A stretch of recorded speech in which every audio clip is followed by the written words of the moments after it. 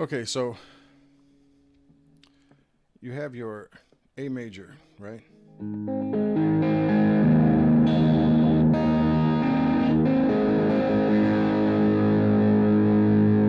All 6 strings are in that chord. Some people would play it like this, right? With one of each of these 3 fingers per note. But you can just play it with the index finger across all 3 notes.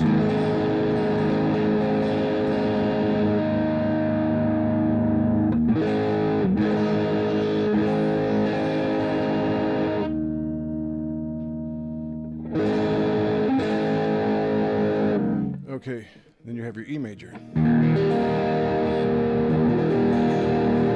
Right? That's 2, your basic major chord forms.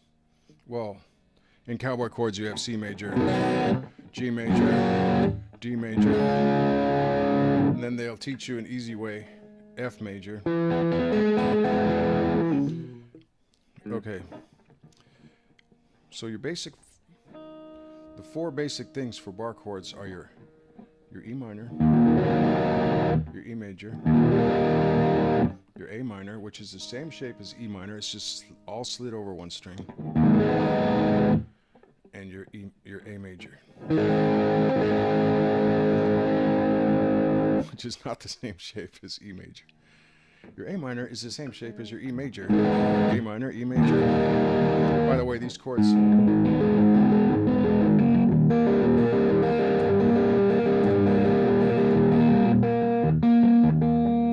they happen to go together in A harmonic minor. And if you had A major and E major, they would go together in A major.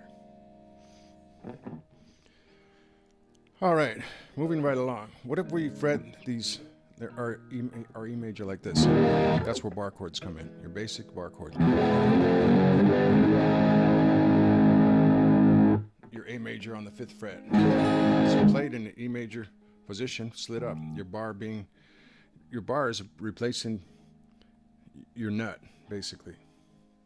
And then A minor, not flipping you the bird. E minor, take it up here, right? You can C minor, B minor, B minor, B minor. Wow.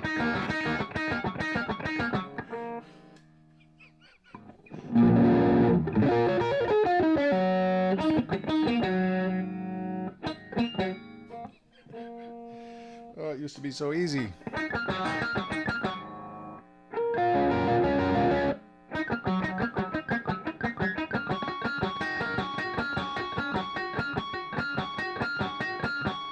It still is pretty easy if I know where I'm going. Okay, that was a major digression. Excuse me. Anyway, okay, A minor, A major. It's where you know. Okay, now D minor, you take your A minor, 5th fret. Now here's one of the things. Can you do this?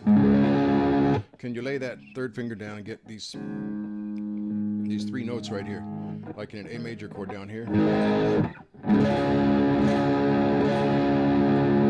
Now, if bar chording is difficult, then I would recommend using a capo. And there's nothing. If you have a passion for guitar and you need to use a capo, more power to you, because or you prefer to use a capo. What if you don't even need it, but you prefer it? There's plenty of great guitar players out there that use capos. I'm just saying this is sort of a litmus test for can you do bar chords. Even more so is your B flat major or your F major.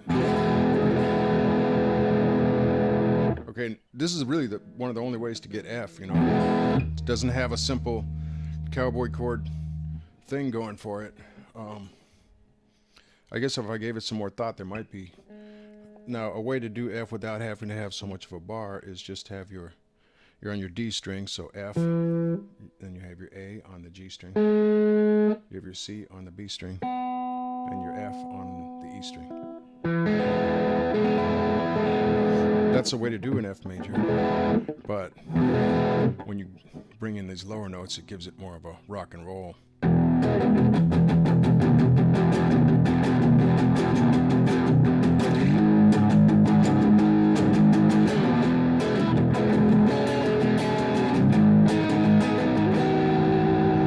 Actually, I don't know if I play rock and roll, man.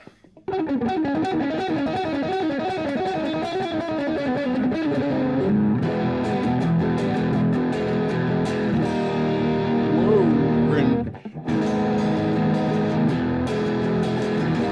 we're in a kind of a, we're in a harmonic minor.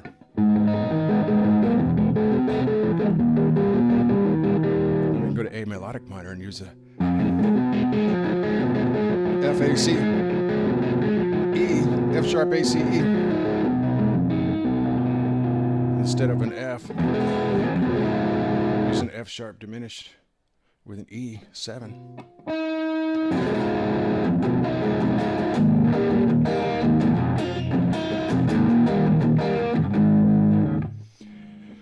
Okay, let's go to that diminished thing for a second. When I was figuring out, unbeknownst to me, A minor, natural minor, right? I worked up the fretboard position by position, chord by chord, to see what the next chord was, because I knew I could go from A minor, and I knew these were all in C major. These notes were all in the key of A minor. The whole nomenclature about C major and A minor, you know, why didn't you just call C major A major and then A minor F sharp minor from the get-go? Okay, questions like that, you know, they keep me awake at night. Well, I've got other things to keep me awake at night. I don't need that. Okay. Anyway, okay. So it was obvious, okay. Kind of obvious if you think about it a little bit. If you learn that scale, right? Oops. And it helps if you can play it. Let me digress for a second. Okay, going back to Mike Bloomfield. Right? The Pentatonic Boxes, right?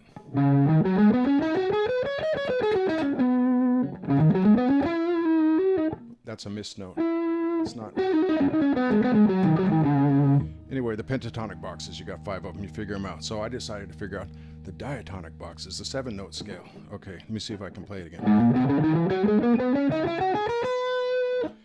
Okay, A minor, ending on a C, starting with, okay. Pretty much 3 notes per string, except then you've got this thing between the G and the B again, where you don't need to play 3 notes on the G string. Or you could.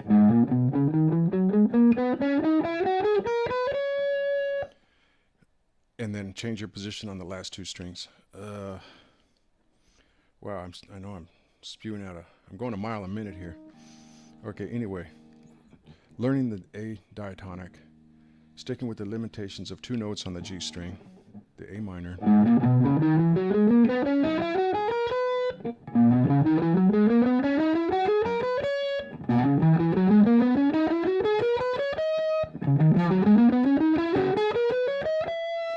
Right, learning those all the way up. Okay, then taking A minor and learning the chords. They go up as you raise every note in the chord by 1. Right? Okay, if you haven't noticed, or if you have noticed, I skipped the B. I haven't talked about it yet, because B turned out to be something really strange to me. I did not know about tritones. But by extrapolating A minor into the next notes of the A minor of the diatonic scale, came up with this for the bottom 4 strings. And that B up on top. Now, at first I played this with a G sharp, which, as I would find out later, was in harmonic minor. Okay, so not being able to go on the B string, A minor, from that E to that F, as part of this, the next chord up the scale, I threw in A. And unbeknownst to me, again, it was B diminished with a minor seventh. A being the minor seventh off of B, below B.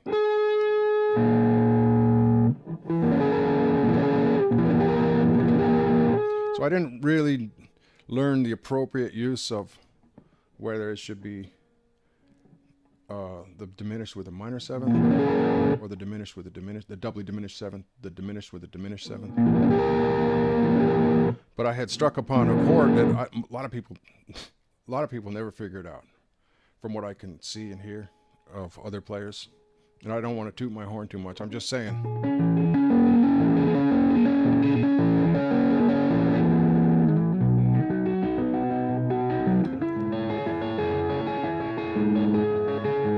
So I'm playing D minor here with open A and D strings.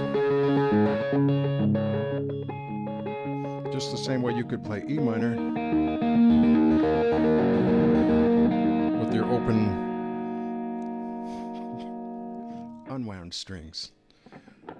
Anyway, the thing is, I consider that to be a bar chord. B. Let's see, in jazz, what do they call that? A half diminished seventh. Even the nomenclature, the writing is a little bit different. And then this would be a diminished seventh in jazz, and in classical, a doubly diminished seventh. Okay, and oddly enough, if you, or say you're doing an E7, right, E, and then you drop that down to E7, if I'm not mistaken, there's no tonic in this position, this 4. It's like an A7, right? There's no tonic. It's been wiped out. You dropped it down. You took the A, you dropped it down. So my point being that this is actually,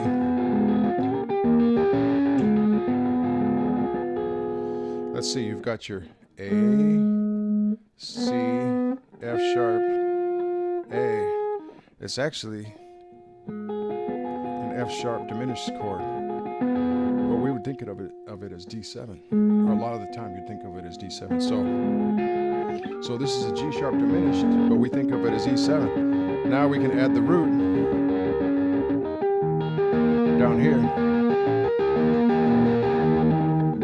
Anyway, what I'm saying is, if you play your 7th chord just on these 4 strings with this positioning, it's really a diminished chord. You just drop the root out, it's not there.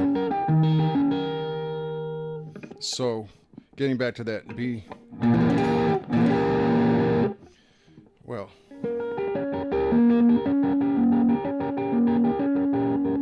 you can do it on 4 chords. This is actually G sharp B D. Right, G sharp B D. Yeah, B, D, G sharp B, G sharp B, D.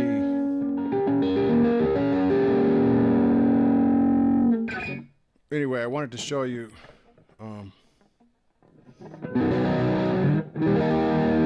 how you can bar cowboy chords.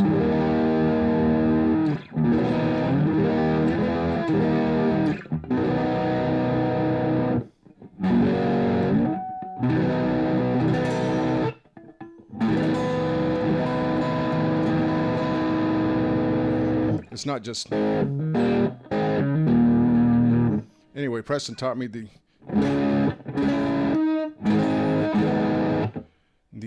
bar chords, your 4 basic bar chords. Took me a while to realize, hey, I could take C major. Don't usually play that E down there, but hey, it's useful if you wanted to play an E, for instance, with a G sharp in the bass.